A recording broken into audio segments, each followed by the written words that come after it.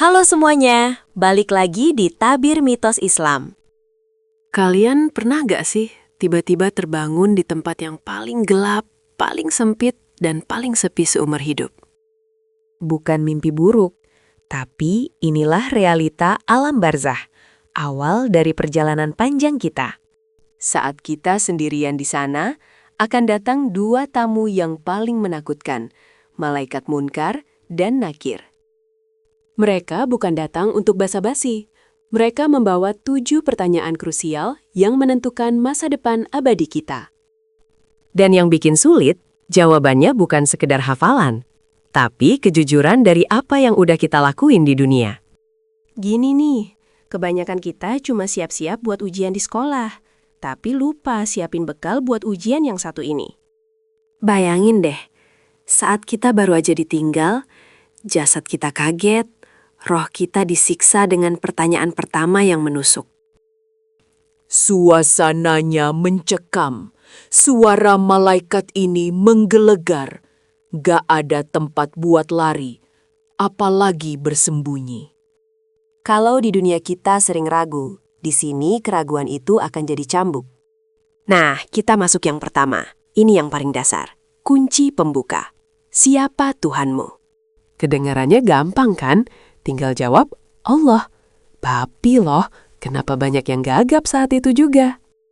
Karena Tuhan itu bukan cuma nama yang diucapkan, tapi zat yang dipatuhi. Dia yang kamu dahulukan di atas segalanya. Kalau di dunia kita lebih patuh sama uang atau bos, kita bakal lupa namanya saat berada di kubur. Hanya yang benar-benar beribadah tulus dan mendahulukan Allah yang akan menjawab tanpa ragu. Oke, lanjut ke pertanyaan kedua, apa agamamu? Lagi-lagi, gampang jawabnya. Islam. Tapi malaikat akan lihat bukti, bukan tulisan di KTP.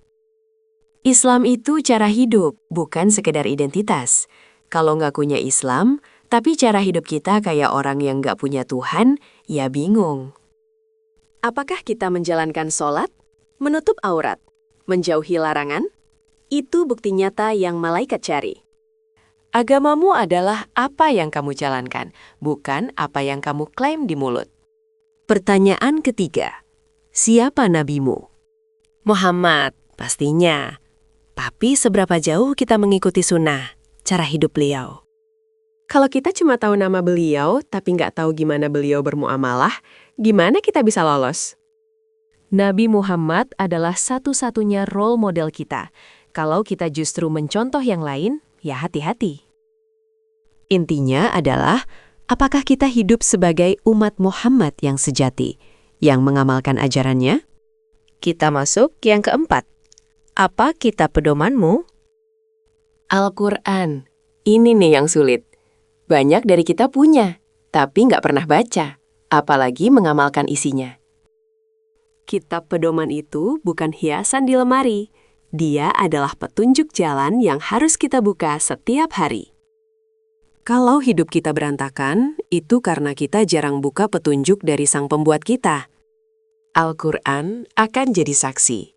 Apakah dia dibaca, diresapi, atau cuma jadi pajangan rumah? Nah, ini mulai masuk ke yang paling sulit, tentang niat. Apa amal perbuatanmu yang paling tulus? Ini bukan tentang seberapa banyak kita sedekah, tapi seberapa murni sedekah itu hanya untuk Allah. Malaikat Munkar Nakir akan mengupas niat kita sampai ke akarnya. Apakah ada ria atau tidak? Apakah ada amalan tersembunyi yang cuma kita dan Allah yang tahu? Itu yang bernilai emas. Ikhlas itu berat, karena itu amalan tulus. Jadi ujian paling besar di kubur kita. Pertanyaan keenam, tentang hak sesama manusia. Bagaimana sikapmu terhadap saudaramu? Kita bisa aja lolos hak Allah, tapi seringkali kita jatuh di hak Adam, hak sesama manusia. Ada dendam yang belum dimaafin? Ada janji yang diabaikan? Ada gibah yang belum kita minta maaf? Di alam barzah, hutang budi dan hutang kata-kata itu harus dilunasi, entah bagaimanapun caranya. perlakuan kita terhadap tetangga, rekan kerja, bahkan musuh akan jadi rekaman abadi yang disorot. Dan yang terakhir, pertanyaan penentu integritas.